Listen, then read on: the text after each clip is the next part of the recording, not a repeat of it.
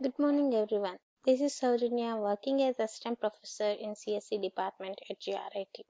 In this lecture, we are going to learn about the next topic in the virtualization, that is virtualization structures, tools and mechanisms. Here, in this virtualization structure, tools and mechanism, how the virtualization structure, what type of tools we are using, how it will be worked, then we will learn these all the things in this lecture. After virtualization, a virtualization layer is inserted between the hardware and the operating system. The virtualization layer is responsible for converting the portion of the real hardware into the virtual hardware. See here, traditional computer, hardware, host operating system, application. This is the traditional system. Hardware is there. On the top of the hardware, we are installing the operating system. On the top of that one, whatever the applications will be there, those will be installed. Whereas come to the after virtualization means before virtualization it is a traditional system. After virtualization means on the top of the hardware virtualization we are installing the virtualization layer, that is a hypervisor, we are also called virtual machine monitor. On the top of this one we are installing the guest OS. On the top of the guest OS we can install any number of the applications. Each guest OS will we are calling as a virtual machine. So here we are saying that this one is the diagram. Next, depending on the position of the virtualization layer, several classes of virtual machine architectures are developed. The hypervisor architecture, para-virtualization, host-based virtualization. Here we will learn that what is a hypervisor and what is the Zen architecture. Zen is one of the example of the hypervisor type. The hypervisor is also known as the virtual machine monitor. The hypervisor supports hardware level virtualization on bare metal devices like CPU, memory, disk, and network interfaces. The hypervisor software sits directly between the physical hardware and its OS. This virtualization layer is referred to as either the virtual machine monitor or the hypervisor. The hypervisor provides the hypercalls for the guest OS and applications. Here we are having that microkernel hypervisor architecture that we are calling as Hyper-V, and a monolithic hypervisor architecture we are calling it as a VMware.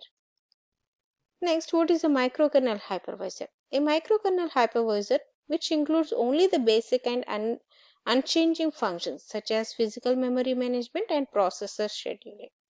A monolithic hypervisor architecture implements device drivers. The size of the hypervisor code of a microkernel hypervisor is smaller than that of the monolithic hypervisor. The hypervisor must be able to convert physical devices into virtual resources dedicated for the deployed virtual machines to use. Here it is the architecture of the Zen architecture of Zen. It is an open source hypervisor program developed by Cambridge University. Zen provides a virtual environment located between the hardware as well as with the OS.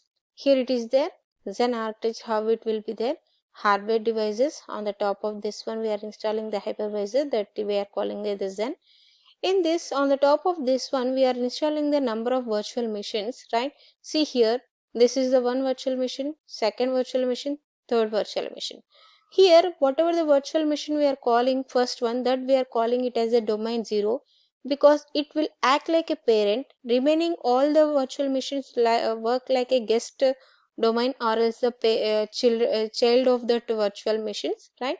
So this all the child virtual machines will follow the instruction which will be provided by the domain 0, that is a parent virtual machine. So first of all that hardware will be will hardware resources will be shared by the hypervisors to the virtual machine first, that is parent virtual machine.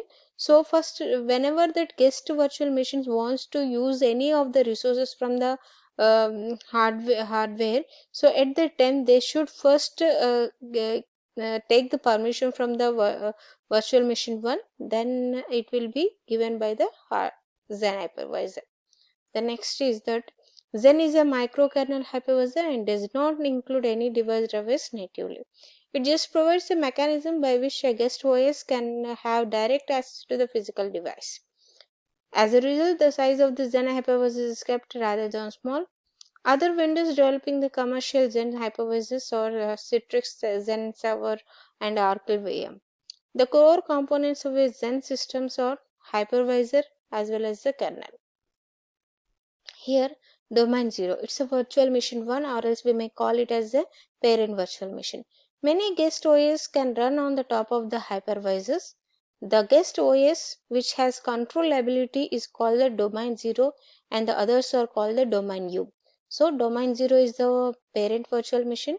Remaining all we are calling as the domain U. Those are the guest virtual machine. Domain 0 is a privileged guest OS of Zen. It is first loaded when Zen boots and access the hardware directly and manage the devices.